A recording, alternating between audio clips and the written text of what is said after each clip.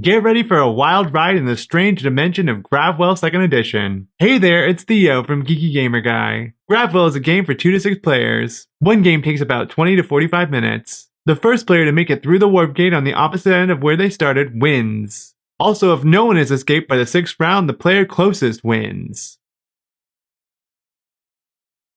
To set up, place the game board in the center of the table. Place both space junk on the debris field spaces. Place the round tracker on the start space of the round track. Each player then chooses a ship and gets the 4 ship ability cards of the same color. Place emergency stop cards charge side face up, while the other 3 are kept face down. In games of 2 to 4 players, players place their ships on the inner warp gate. With 5 to 6 players, they all choose where to start either the inner or outer warp gate. There can be no more than 3 ships per warp gate though. Prepare the fuel cards. If playing with 2 to 4 players, remove all the cards with this symbol and return them to the box. Use all the cards with 5 or 6 players. Shuffle the field cards and deal 6 cards to each player. Place unused cards in a face down stack near the board. They will be used later. Now it's time to begin!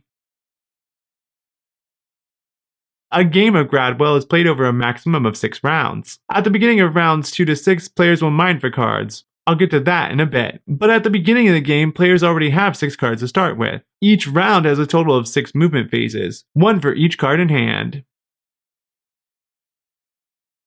During a movement phase, each player selects a card from their hand to place face down in front of themselves. Once all players have chosen a card, everyone simultaneously flips their chosen card face up. Then play moves on to choosing the order of which fuel cards triggers first. To determine the order, cards are resolved alphabetically based on the chemical element shown on the card. If more than one fuel card starts with the same letter, follow the order based on the second letter. For example, if these cards are revealed, the argon card would trigger first because it's closest to the beginning of the alphabet. Then the boron fuel card, then the hydrogen, and then the helium because the hydrogen has a single letter, whereas the helium has 2. To help with picking, all the possible cards are listed on the game board for players to deduce what everyone else might have in hand. Once order is determined, each player moves their ship the exact number of spaces shown on their card, discarding their fuel card to the discard pile. There are 4 different kinds of fuel cards that affect movement. Standard tractor beam, standard repulsor beam, multi-point tractor beam, and multi-point repulsor beam. Standard tractor and repulsor beams work very similarly. Tractor beams move the player's ship towards the nearest object, and repulsor beams move the player's ship away from the nearest object. Objects are either other players' ships and space junk, not the warp gates, debris fields, or Merton Cloud. So in this example, if the player used the carbon card, which is a standard tractor beam, they move their ship towards the nearest object, which in this case is another ship that's in front of them. If the nearest object were behind them, they would move that way. Ooh. The same goes for when using repulsor beams, but this time the moving ship would be moving away from the nearest object, which in this example is a space junk. If their ship is exactly between 2 objects, count the number of objects on either side, excluding ships and warp gates. The side with the most determines the movement. If it's still equal, then the ship doesn't move. Now multi-point beam cards don't move the player's ship, but instead affects all other objects around it, starting with the nearest object closest to their ship and moving outwards. This means all objects will move toward or away from the player's ship. So in this example, the active player plays the Jodium multi-point tractor beam card and pulls all objects towards their ship by 2 spaces. The same applies for the multi-point repulsor beams, but now all objects are moving away from the active player's ship. Remember that even if the ship passes the closest object, they continue moving in the same direction to the full movement shown on the chosen card. Also, multi-point beams can move ships out of warp gates. When the active player's ship would land in a space with another ship, the ship will drift and continues moving in the same direction until their ship lands in a vacant space. So for example, the player plays the boron fuel card and moves 2. There's another ship in that space, so they move their ship to the next space because it's the next available vacant one.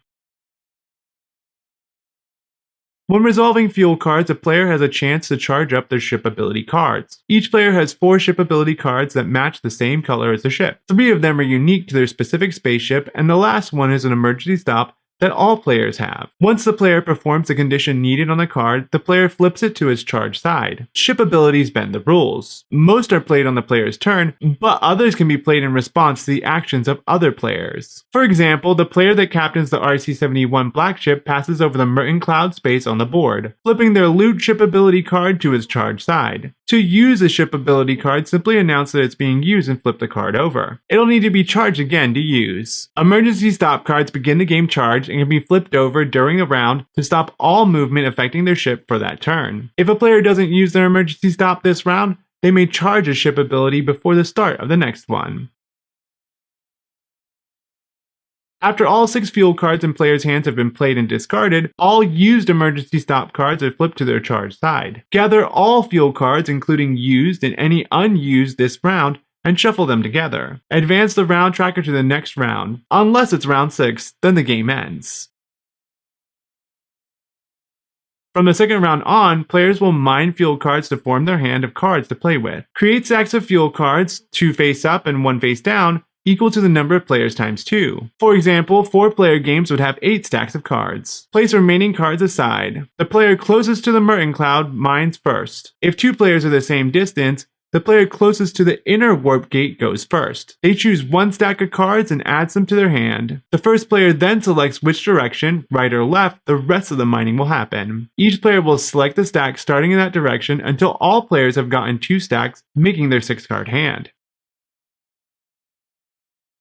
The game ends immediately when a player's ship enters the warp gate opposite from the one where they started. The moving ship doesn't have to land with the exact number and can enter the warp gate even if they would have more movement. They win, but if no one has entered the warp gate after the end of the 6th round, the player closest to escaping becomes the winner. Ties are possible. That's it! Now you're ready to get playing. Let me know in the comments below how you did and what other games you want to learn how to play.